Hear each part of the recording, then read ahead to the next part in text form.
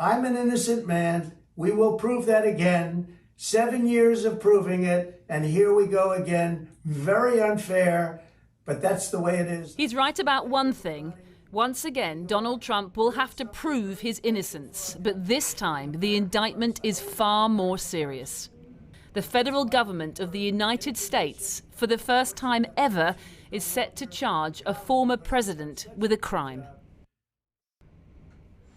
The indictment hasn't yet been unsealed, but we know it all revolves around this.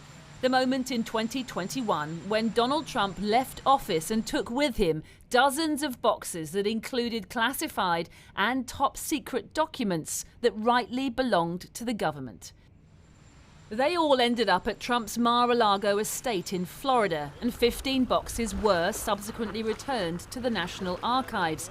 But authorities then discovered Trump had more, despite his lawyers claiming everything had been returned.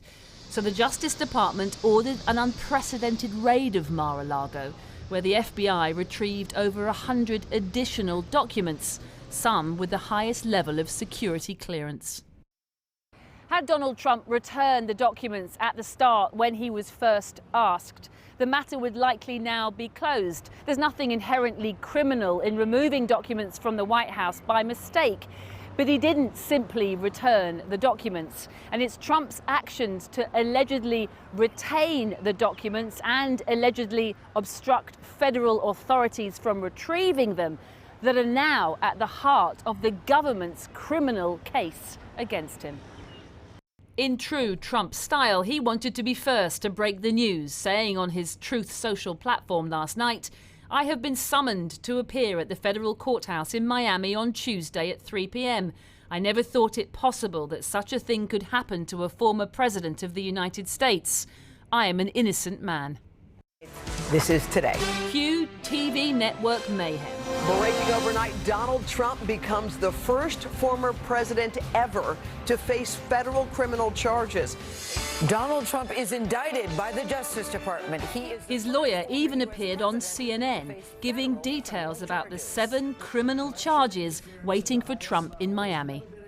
Not 100% clear that all of those are separate charges, but they basically break out from an Espionage Act charge, which is ludicrous under the facts of this case, and I can certainly explain it, and several obstruction-based type charges, and then false statement charges, which are actually, again, kind of a crazy stretch just from the facts as we know it. So there's a lot to pick at eventually from the defense side, but that appears to be the charges, and it appears to be something that will get off the ground on Tuesday. Only this lawyer won't be there, because guess what? He resigned from Trump's team today. Why did you take those documents with you when you left the White House? I had every right to under the Presidential Records Act. You have the Presidential Records Act. I was there and I took what I took, and it gets declassified. A key part of Trump's defense, though, we know, is his insistence that he had declassified the documents. However, a key part of the evidence leading to the indictment includes an audio recording from 2021 in which Trump discusses a classified document in detail. In a transcript of the recording obtained by CNN, Trump is discussing a classified Pentagon document about Iran. Secret. This is secret information. Look at this, he says. This was done by the military and given to me, he claims. And in a critical piece of evidence, Trump admits this. As president, I could have declassified, but now I can't. This is very, very serious. And all he had to do was hand them back and say, I'm sorry. But now they say, we asked for them back. You didn't hand them back. So you didn't hand them back for a reason. And by the way, if your reason you think is a good reason, because maybe you wanted to give them to your friends in politics, well, you can't tell anybody that in the courtroom. That's not going to fly. Remember, this is the second indictment of Trump in as many months after he was charged in an alleged hush money scheme in Manhattan. The difference between then and now? That was a misdemeanor that most people think will unlikely end in serious consequences for Trump. But this federal case, if he's found guilty, could put the former president behind bars. Well, in the last couple of minutes, you can see here the 49-page indictment has now been unsealed in Florida, confirming those 7 charges against the former president, including willful retention of national defense information, conspiracy to obstruct justice, withholding a document or record, and a scheme to conceal. Some of these charges individually carry a maximum sentence of 20 years if he is found guilty. So this is a very, very serious moment for Donald Trump. The Republican reaction, as you might expect, has been to slam the political weaponization, as they say, of the Department of Justice. And Joe Biden yesterday answered a question on this when he said he had never at one single time told the DOJ what to do. But we are now staring at the specter of the current president of the United States, Joe Biden, seeking re-election in 2024 when his appointed Department of Justice is simultaneously criminally investigating his main Republican rival, Donald Trump. Another first in this litany of firsts. Siobhan Kennedy in Washington. Well, earlier I spoke to Robert Ray, who was legal counsel to Donald Trump during his impeachment hearings, and I asked him what chance he thinks there is that this will come to trial in 2024 and come to a conclusion before the election. On the former point, I think it's highly unlikely that there would be a trial in the middle of the election cycle in 2024. This is a complicated enough case that I imagine the government's case in chief would likely last 2 to 3 weeks at a minimum. And I cannot imagine a presidential candidate and possibly the nominee by the Republican Party for president of the United States taking 2 to 3 weeks off of the campaign trail to sit in a federal courtroom for the duration of a trial in an election cycle. So I don't think that's likely. And as far as this matter being concluded before 2024, even if there was a trial in 2024, it wouldn't be concluded because all appeals would not have been exhausted. My guess is that this is a case that is likely probably several times to go up the ladder, meaning to the Court of Appeals, which would be the 11th Circuit in Atlanta, Georgia, or possibly also the Supreme Court of the United States. Those appeals would not be concluded anytime during 2024. Right, so the question of whether if he becomes president again, he'd have to pardon himself is probably moot. But if he does become president or any other Republican, they can just kill this off, can't they? Well, if he becomes president, I mean, there's still an open question about whether or not a president could pardon himself. But he obviously has the power, since he would then take control of the Justice Department, to just have the indictment dismissed. He could direct his attorney general to dismiss the indictment, and that would resolve it. And if it's another Republican, say Governor Ron DeSantis, Governor DeSantis or any president could pardon him, and that would end the prosecution. Yes. I mean, what do you think this is doing to America's reputation around the world? I mean, it's fast becoming a laughing stock, isn't it? Well, I mean, I have my own views about whether or not, unless there was harm done to the United States as the result of the conduct here, if this is basically a ticky-tack foul, meaning, the functional equivalent of, an overdue book to the library, I think I agree with you. It frankly is silly and ridiculous. But I haven't seen the indictment yet. I don't know what the government's evidence is. And obviously, if it's a breach of national security information that harmed the United States, that would be altogether a different set of facts. But I don't know that yet. Yeah, I mean, I wasn't saying, that it was a minor charge. I was sort of saying that the idea that a man accused of these things, who's going through criminal proceedings, federal criminal proceedings, could be sent to jail theoretically if found guilty, is a likely candidate for president, might even win. That's surely massively damaging to the United States.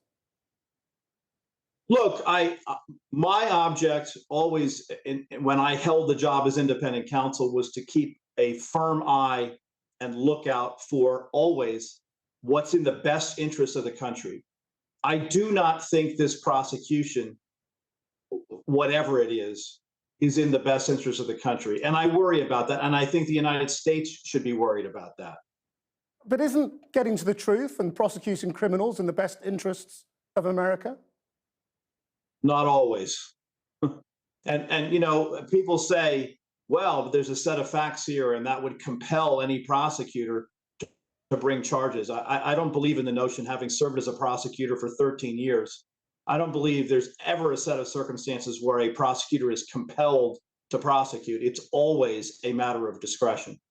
I mean, you're right. It's always a question of whether a prosecution is in the public interest. But I mean, are you really saying then that the politics of this situation mean that even if Donald Trump is a criminal who's broken the law, it might be better not to prosecute him? I think there are always alternatives to criminal prosecution, like in this case, getting the documents back. Again, with the possible exception that if harm came as the result of what happened here, in the political environment that we're in, the merits of a prosecution get lost. And there's nothing that is going to change the fact that this is unavoidably political.